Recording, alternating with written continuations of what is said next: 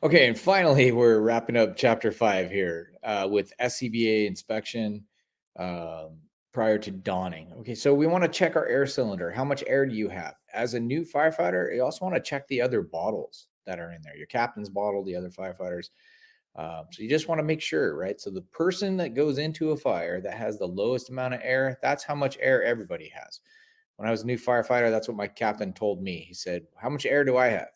I don't know. Well, if I have less air than you, that's how much air we have in order to fight the fire because everybody's going to use air at a different rate. And if somebody doesn't check their bottle and they go in with, say, a half of a cylinder, then your work time is going to be less. So check those remote gauges, make sure that they match up. Check your face piece. Make sure it's in a position where you can put it on, where you don't have to extend the straps before you put it on. So you can put it on, so you don't have to take that extra step. So you want to set up everything like you're going to get a call to a fire, so that it's ready for you to put on, cinch down, and go in.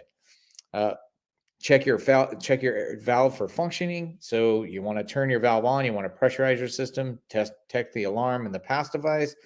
Check your purge valve, make sure it's flowing. Put your mask up against your face, make sure that you can breathe air in there with your regulator on there. And then make sure that your batteries are working well and everything is functioning properly. Shut it down, bleed the air out, and you're ready to go. Your SCBA is all set up for your structure fire response. This is the donning from the unmounted positions. You have overhead or the coat style. It's really up to you. I'm not a particular fan of the overhead. I like the coat style. So whichever is for you, it's where the bottle is positioned on the ground in front of you. Um, Typically, when that's going to happen is when you take that off and then you're going to put it back on. Right. So you want to make sure that all your straps are extended, even when it's in the seat. Most of the time, I am putting on my SCBA in the seat because it's mounted in my seat. All right, and that's mostly what you're going to find is this mounted seat method. All right. Um, okay, so this is only do so if you can do it without removing your seatbelt. Okay, that's something that we don't do. I'll be honest with you. We don't take our put our seatbelt on. Our seatbelts are off half the time when we're getting dressed to go to a structure fire response. Is that a good thing? Is that a bad thing? It's a bad thing. It's something that's customary that we do, and it's a culture shift that's going to change in the fire service. The cylinder must be held in place by a latching device, and then you have the release handle at the bottom of the seat. So you're going to want to become familiar with that. If you have, work for a department where your SCBAs are still mounted in the seat. All right. Face piece is stored in a pouch. I have mine that's stored in a pouch that's clipped to my SCBA. So it's going to not get scratched up in the rig. And then I just remove the pouch when I need it. Do not keep the face piece connected to the regulator during storage. These parts must be kept separate in order to check for proper face seal. So here's the caveat to that is we have our own low pressure hose and regulator and face piece. We don't share that. We plug our face piece and regulator. We have our own regulator. We plug that into the bottle. So I do leave mine attached. And the reason I leave mine attached is because we have our own that's assigned to us. All right. So that also is going to be department specific. Never connect the regulator and breathe cylinder air while seated in the apparatus. Doing so will delete your air supply. That means on the way to the incident. So what I do when I get there in the morning, my bottle is in the seat. I bring in my regulator. I plug my regulator in. My regulator's on my face piece. I pull that out. I put it up against my face, make sure I have a good seal. I turn that bottle on. I breathe a couple breaths of air. I turn the bottle off. I bleed it out so that I'm not utilizing very much air. I make sure that my pass device is working so it will start chirping. I'll shut that down.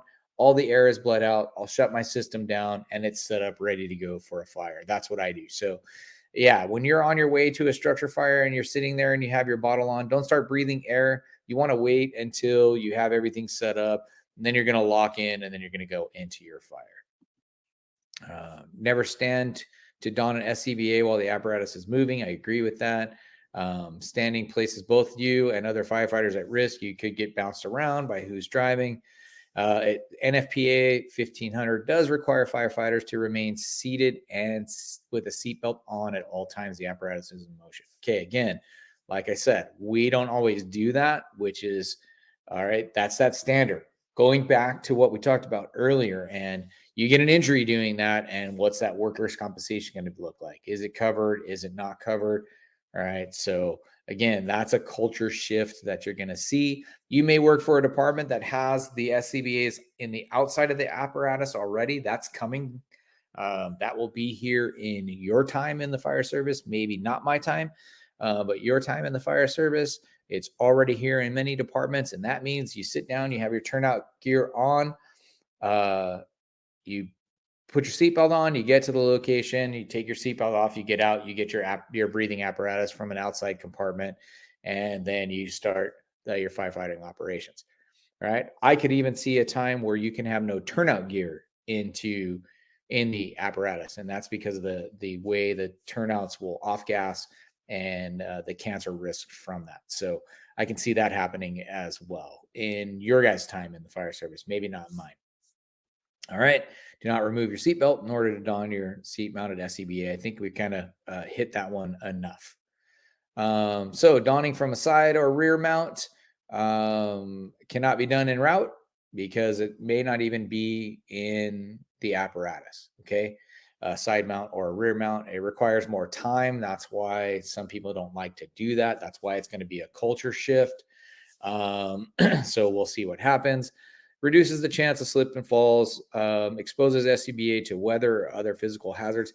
I don't necessarily agree with that too much because it's going to be in a compartment now the way the apparatus are constructed. All right. So firefighters can don with little effort if they're mounted at the right height. You can just kind of back into it, throw those straps over your shoulder, pull that on and walk away.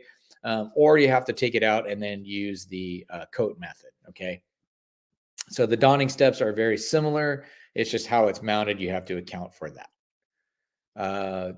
So this is from a backup mount. As I said, you back in there, put the straps, put your shoulders into, put your arms into the straps, cinch those down, cinch the waist strap, and then now you're taking off. And you can see these cylinders are in a compartment. All right, so it's very similar. The steps are similar. This is a very old harness, SCBA harness, and a very old bottle. So that's something that you won't see, right? So that has quick access. This is probably what most of you are going to experience in your career is some kind of mount like this, where your SCBA is outside of the rig, outside of the front of the rig where you sit. Most face pieces are donned using similar steps.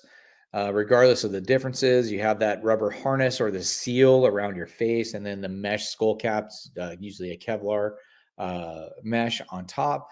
Some have more straps than others. Our SCBA face pieces have 2 at the chin, 2 at the temple area that pull back towards your ears, and then 1 on the very top of your head. All right.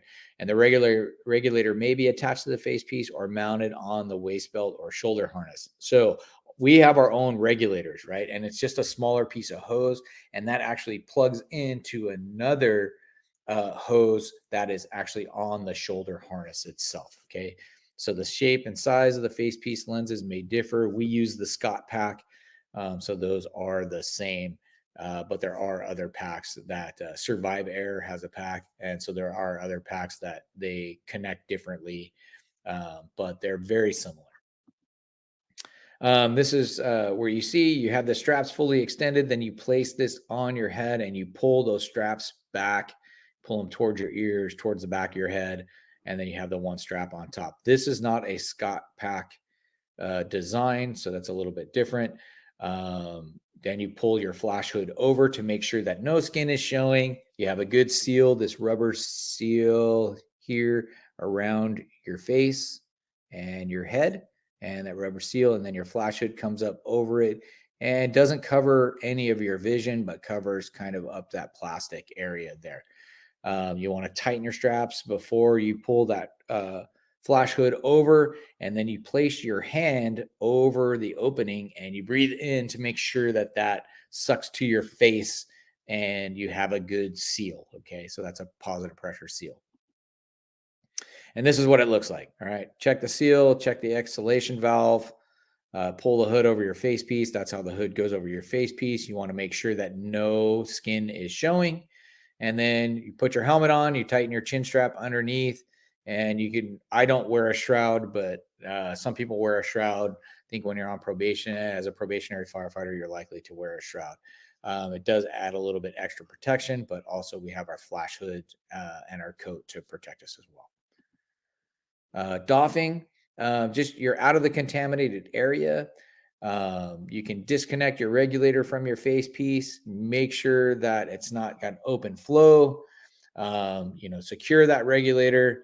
Then you remove your face piece, remove your protected hood or your hood, and then your face piece. Right. Take your helmet off. Slide your hood back. Take your face piece off, and then take your backpack assembly off. So one of the things that you'll want to know is that as long as there's air in the system, your pass is going to work. Okay. So close the cylinder valve, release the pressure, turn off your pass device, and then set your, then what you want to do is you want to set your SCBA back up to put it back on again, right? So open your straps up on your face piece, open your straps up on your harness, check the air pressure. If it's low, grab a new bottle. If it's not low, then you're good to go. Typically, if you're going to go into a fire and you're breathing air for any length of time, it's just a good idea to change your bottle out so you have a fresh bottle.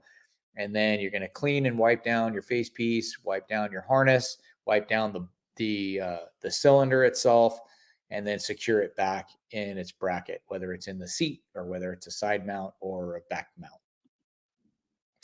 All right, and that's it for SCBA. We're not going to talk about inspecting and cleaning. So you're also going to get a lot of this in your academy, and then you'll get some of it should have gotten some of it in 101, and then you'll get some of it along the way. All right, so that is it for chapter 5.